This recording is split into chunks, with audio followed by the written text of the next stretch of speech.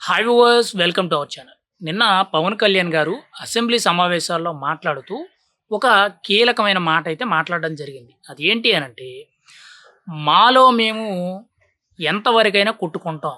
కానీ జగన్‌ని మాత్రం అధికారంలోకి రానివ్వం అని చెప్పారు. అంటే టీడీపీ, జనసేన, బీజేపీ 3 పార్టీలు ఏదైతే కూటమి కలిసిగా పోటీ చేసి ఈరోజు 164 స్థానాలు ఏవైతే గెలిచినాయో, ఈ అన్ని స్థానాల్లో గెలిచిన నాయకుల్లో వాళ్ళలో వాళ్ళకి ఎన్ని విభేదాలున్నా, ఎన్ని మనస్పర్ధలున్నా కానీ, మధ్యలో మూడో మనిషి వస్తే మాత్రం సహించేది లేదు అనేటట్టు పవన్ కళ్యాణ్ గారు చాలా కీలకంగా చెప్పడం జరిగింది.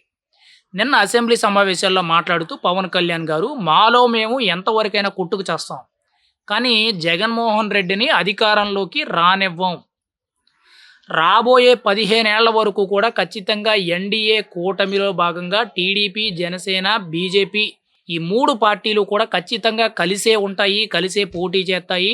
కలిసే ప్రభుత్వాన్ని నడిపిస్తాయి" అనేటట్టు చాలా కీలకంగా చెప్పడం జరిగింది. కానీ ఇక్కడ మెయిన్ అంశం ఏంటంటే, రాబోయే 15 ఏళ్లలో కూడా ఖచ్చితంగా జగన్మోహన్ రెడ్డిని అధికారంలోకి రానివ్వము అని చెప్పి చాలా బలంగా చెప్పడం జరిగింది. ఎందుకు అనంటే, జగన్మోహన్ రెడ్డి గారు 5 ఏళ్ళు ఆంధ్రప్రదేశ్ సీఎం కింద ఆయన పరిపాలన చేసి, తన ప్రభుత్వం నుంచి ఏవైతే సేవలందించారో, ఆ సేవల వల్ల ఎంతమంది మేలు పొందారో తెలీదు గానీ, నాశనం అయిపోయిన వాళ్ళు, చనిపోయిన వాళ్ళు, భూదందాలు, అవినీతి అక్రమాలు, రాష్ట్రం వెనకబడ్డానికి కారణం ఉద్యోగం, నిరుద్యోగం, ఇలా రకరకాల సమస్యలనేవి చాలా ఎక్కువైపోయినాయి. ఒక రకంగా చెప్పాలనంటే, దేశం మొత్తంలో కూడా బీహార్ రాష్ట్రం అనేది చాలా దిగువ స్థాయిలో ఉంటది. అలాంటి బీహార్ స్థాయికి మన రాష్ట్రం కూడా వెళ్ళిపోయింది. 20 ఏళ్ల పాటు వెనక్కిబడిపోయిందని చెప్పి గతంలో ఏవైతే చెప్పేవాళ్ళో అవన్నీ కూడా వాస్తవాలు. కేవలం సంక్షేమ పథకాలని చెప్పి జగన్మోహన్ రెడ్డి గారు ప్రజల నోర్లు మూయించేసి, దొరికిన కాడికి అవినీతి చేయడం, కబ్జా చేయడం, లంచాలు తీసుకోవడం, ఎదురు మాట్లాడేవాడిని కొట్టడం గానీ, అక్రమ కేసులు పెట్టడం గానీ, తేడా వస్తే వాళ్ళని పైకి పంపించడం గానీ, ఇలా రకరకాలుగా చేసేవారు. గత 5 ఏళ్ల పరిపాలన అనేది రాబోయే రోజుల్లో రాకుండా ఉండడానికి పవన్ కళ్యాణ్ గారు చాలా గట్టి ప్లాన్ వేశారు. ఆ గట్టి ప్లాన్‌లో మొదటి అడుగు మాత్రం పవన్ కళ్యాణ్ ముందే చెప్పారు. జగన్మోహన్ రెడ్డిని అధపాతాళానికి తొక్కుతానని ఏదైతే చెప్పారో, ఈరోజు అది నిజం చేసి చూపిచ్చారు. 2024 ఎన్నికల్లో వన్ సైడ్ విన్నింగ్ అనేది చూపిచ్చి ఎన్డీఏ కూటమి ప్రభుత్వాన్ని గద్దెనెక్కిచ్చారు. ఇప్పుడు వైఎస్ఆర్‌సీపీ పార్టీ పరిస్థితి ఎలా ఉందనంటే, వెంటిలేటర్ మీద ఉన్న పేషెంట్ పరిస్థితి కంటే కూడా దారుణంగా ఉంది. ఆ వెంటిలేటర్ తీసేస్తే పార్టీ చచ్చిపోద్ది. వెంటిలేటర్ మీద ఉంటే ఏదో కొన ఊపిరితో ఉంది, బ్రతకాలా చావాలా అనే పరిస్థితి అయితే ఉంది. కానీ ఏది ఏమైనా గానీ, రాబోయే రోజుల్లో వైఎస్ఆర్‌సీపీ పార్టీ అనేది ఇంకా కనుమరుగైపోవడం ఖాయం.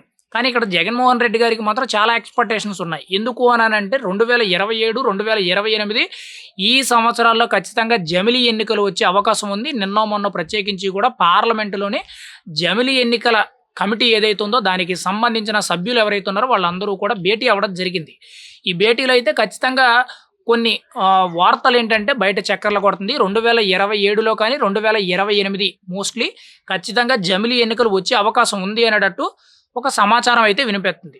జమిలీ ఎన్నికలు వచ్చినా, రాకపోయినా కానీ ఖచ్చితంగా నెక్స్ట్ జరగబోయే ఎన్నికల్లో కూడా ఎన్డీఏ కూటమి పార్టీలే ఇక్కడ అధికారంలో ఉంటాయి. అంటే ఖచ్చితంగా జనసేన, టీడీపీ, బీజేపీ ప్రభుత్వం మాత్రమే ఆంధ్రప్రదేశ్‌లో మళ్ళీ అధికారంలోకి వత్తదని చెప్పి పవన్ కళ్యాణ్ గారు చాలా పకడ్బందీగా చెప్పడం జరిగింది. నెక్స్ట్ 10-15 ఇయర్స్ వరకు కూడా వైఎస్ఆర్‌సీపీ పార్టీని అసలు రూపురేఖలు లేకుండా, ఎక్కడా కనిపించకుండా చేసే విధంగా పవన్ కళ్యాణ్ అయితే చాలా బలంగా అడుగులు వేస్తున్నారు. దాని గురించే నిన్న అసెంబ్లీ సమావేశాల్లో, మాలో మేము ఎంతవరకైనా కొట్టుకుంటాం. కానీ మూడో మనిషి వస్తే మాత్రం వాడిని అధికారంలోకి రానివ్వమని చెప్పి, అంటే జగన్మోహన్ రెడ్డిని అధికారంలోకి రానివ్వకుండా చూసుకునే బాధ్యత నాది అనేటట్టు పవన్ కళ్యాణ్ అయితే చాలా క్లియర్ కట్‌గా చెప్పడం జరిగింది. ఏది ఏమైనా కానీ ఎన్డీఏ కూటమిలో భాగంగా జనసేన, టీడీపీ, బీజేపీ మధ్య కొన్ని విభేదాలైతే ఉన్నాయి. కానీ ఎన్ని ఉన్నా కానీ జగన్మోహన్ రెడ్డికి మాత్రం పదవి దక్కదు అని చెప్పి చాలా కీలకంగా చెప్పడం జరిగింది. ఆ దిశగా అడుగులు వేయడం కూడా జరుగుతుందని చెప్పి మనం చాలా బలంగా చెప్పవచ్చు.